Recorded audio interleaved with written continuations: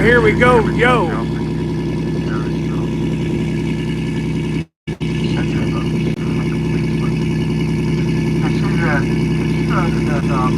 That has a sign behind systems on it. That is a floating dry dock. And that is capable of filling the side walls with water, and it becomes like a submarine. It sinks on the water line so that large ships can be floated in. And then when they got a large ship in, they put supports underneath the hull that pump out water from the side wall. What's up, T21? You're first, 21. So that they can do repair work and painting. What's up, wrestler? I have seen a small aircraft carrier that they were able to.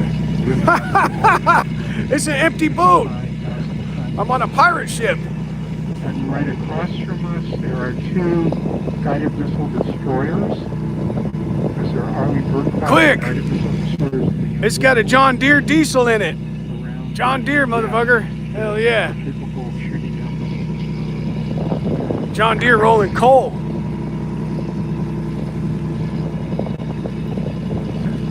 Guided missile destroyers. Them are some badass motherfuckers right there. This white ship up here that has NOAA, that stands for National Oceanographic and Atmospheric Administration. That is Steve Davis.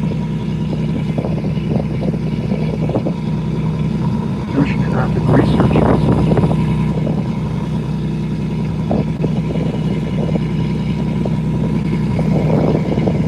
DCAP said we're not allowed to come in. Damn it, I'm sorry, feline. A lot of open space here. And that is fairly we don't have nearly as much cargo ship traffic as they do in Los Angeles or San Francisco or Seattle. We have some large cranes here, but we don't have the huge, oversized cargo cranes that you need to have in order to... We're taking Hool out. We're going to dump them in the bay. So unless the ship has its built-in cargo... Hool's wearing his concrete flip-flops.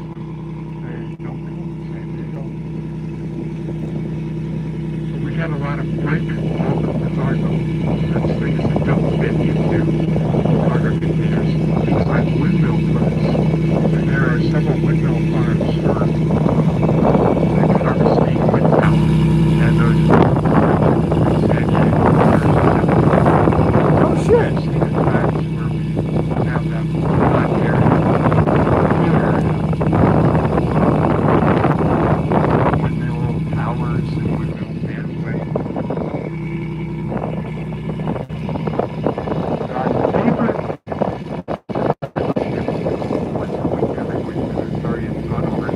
Usually comes in on Monday and leaves on Tuesday.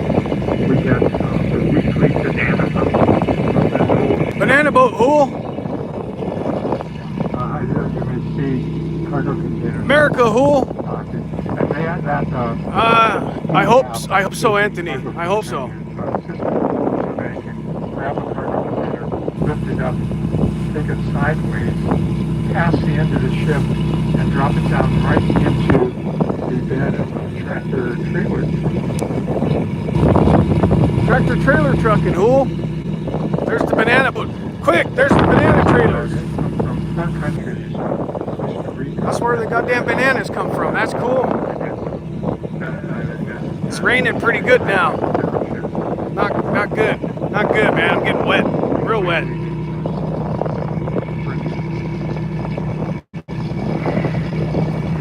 I'm suffering for the art. That is a military vessel. I don't know why the Army would have a ship to. I don't know what it does. That may be... San Diego Harbor. I'm in Sweden. And these are all empty containers that are... Check it out, man. That's where the bananas come into America. America. Bananas. Yeah.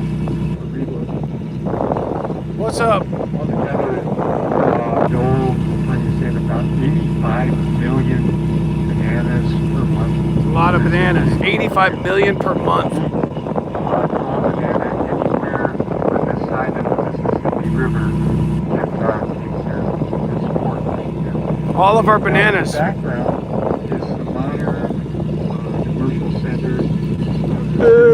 Scramble. This long blue building right at the waterline is Almost 12 hours till next year. In the background, you may notice a dome-shaped structure.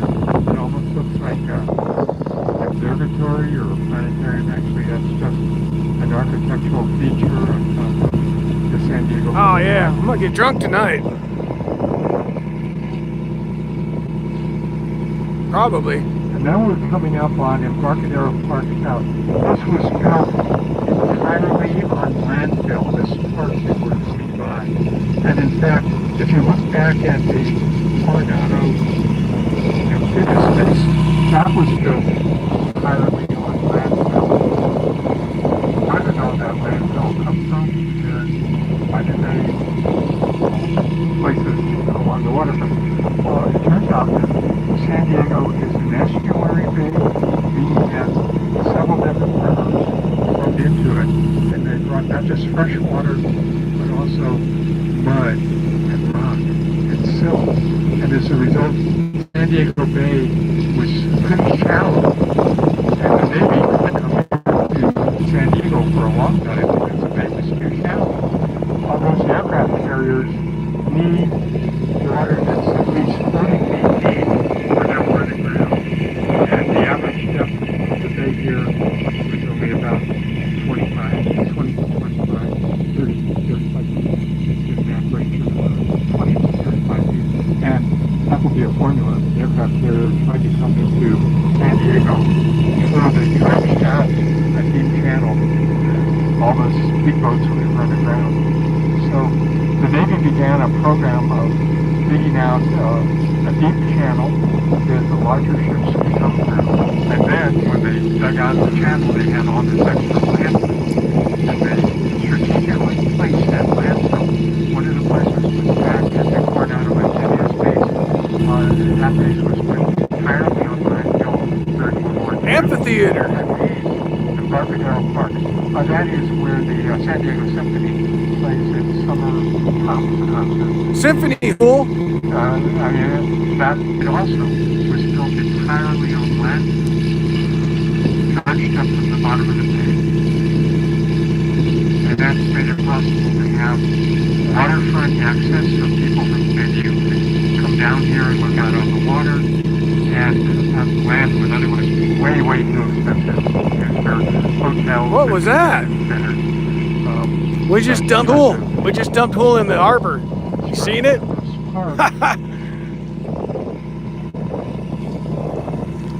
Bye, Hool. The one building, that is the San Diego Convention Center.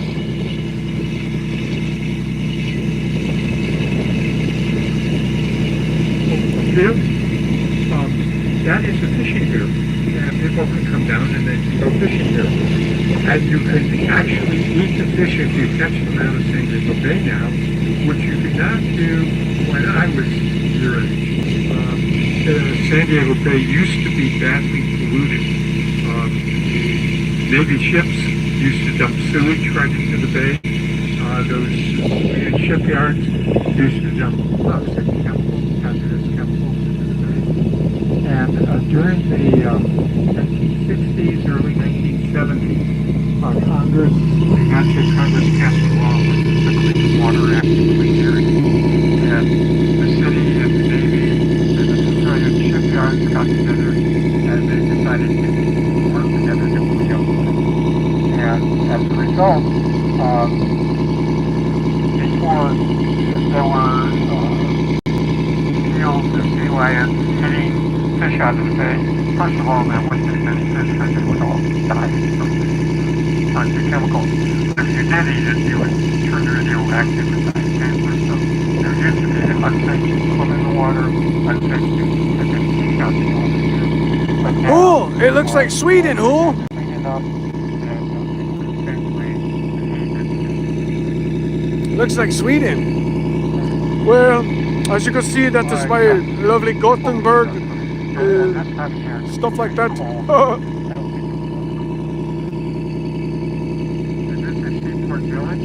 This is the area where, back when I was a child, my family would sometimes come down here to take a car ride on a Sunday afternoon. We would come down, this was before Seaport Village was built, and that is where you could catch the automobile ferry boat. And it would... Oh, Mike Hess Brewing. Come down. There's a brewery right there. Anthony, there's a brewery. Oh, Mike Hess Brewing. I might have to get a beer afterwards. Oh man, the kid's waving and they didn't honk his horn. You gotta beep beep. Oh, look at this. Greatest Navy in the world, Hool.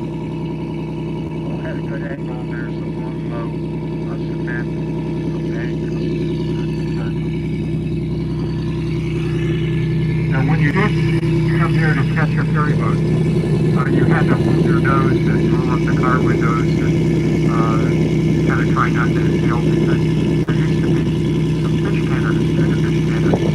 We used to have a really big tuna fish fleet here. I still have a lot of commercial fishing boats and sports fishing boats that I up there in the harbor and places around the bay. But there used to be over 100 large tuna boats that would operate out of San Diego and go down to Central and South America to do their fishing. But they're all gone now. That's partly because the United States government prohibited foreign fishing boats from fishing within 200 miles of our coast, and then other countries started retaliating and they were capturing and confiscating our tuna boats. Right after that, boat owners started selling their boats and re-registering them in other countries. So the tuna fleet is gone. We still have the headquarters of the American Tuna Boat Association right here by the bay, and I think the headquarters of Chicken of the Sea, Bumblebee, two of the large canning companies still right here in San Diego. Now we're coming up on the largest aircraft carrier museum in the world. This is the USS Midway. It was finished, the construction was finished in 1945, right near the end of World War II. Never saw combat during World War II, but did see combat during...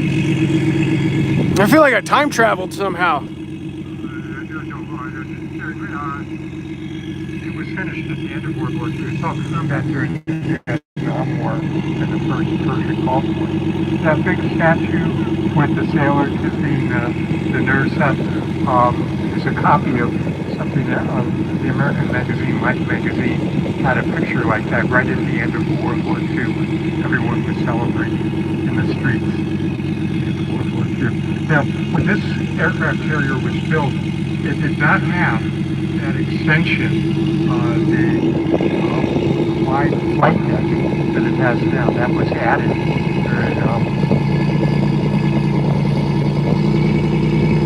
Listen to that John Deere diesel purr.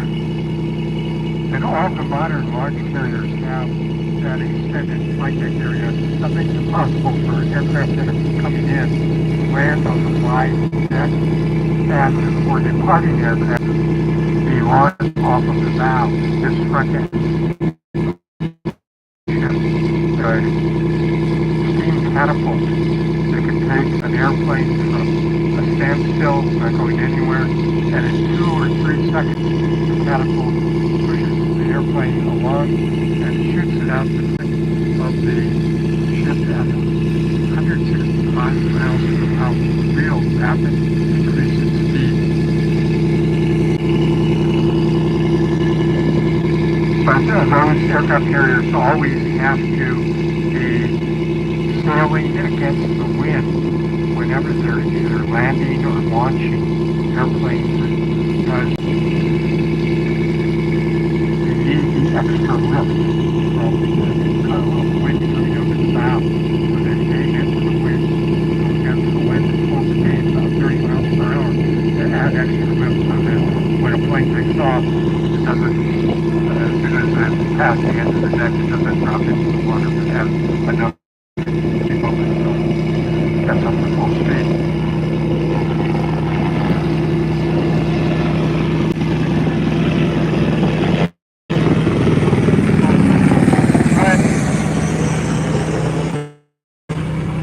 When it goes off the end of the carrier, it loses Fuck the yeah. support from the carrier deck.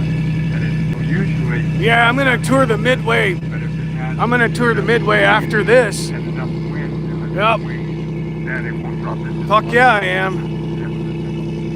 I gotta go feed the parking meter though. Terminals are where our cruise ships come in. Got the John Deere dieseling. They usually... The Port of San Diego. Passengers on the weekend. That's the Whale's Vagina port. Those are barnacles. Mexico. Mazatlan. That looks cool, man. I'm excited to go check out the Midway. During the winter months, a lot of What time is it? Alaska. It's almost noon. I gotta find some lunch. Lunch and a beer. Yeah, this is pretty Now awesome. we're coming back to our own museum. Check out that Coast Guard fucking helicopter landing over there. India. That is the oldest active ship in the world. It is active in the sense that if we still take it out and go sailing on the Pacific Ocean in it, not very often, about once every 4 or 5 years. But that ship has no engines. It has never had a diesel engine, or a gas turbine engine, or a steam engine. That ship has sailed just with wind in its sails. And ever since it has gone completely around the world 21 times. 21 times around the world that Star of India has been. Back between 1871 and 1998. And the ship behind that, if you have seen Pirates of the Caribbean, the report, that was sold in cargo in correct? And this is the official call ship of the state of California. It was built to the blueprint of the Yeah, that'd be kind of cool. I used to deliver to Ace Hardware on Coronado Island. Behind that is the San Salvador. That is a full-size replica of the ship, one of the biggest material ships in the world. That's a replica of the real ship. And then the Brooklyn ferry boat used to go back and forth across San Francisco Bay. You'll notice that there's a pilot house up at the top of both ends. It also has a rudder on both ends and a propeller on both ends, so that it can go back and forth across San Francisco Bay without having to turn around. And it used to be owned by the Southern Pacific Railroad. When the Transcontinental Railroad ended in Oakland, it brought the passengers the rest of the way to San Francisco. Sorry, I have to put down the microphone. Thank you so much for coming with us. I enjoyed our tour of the bay. Thank you.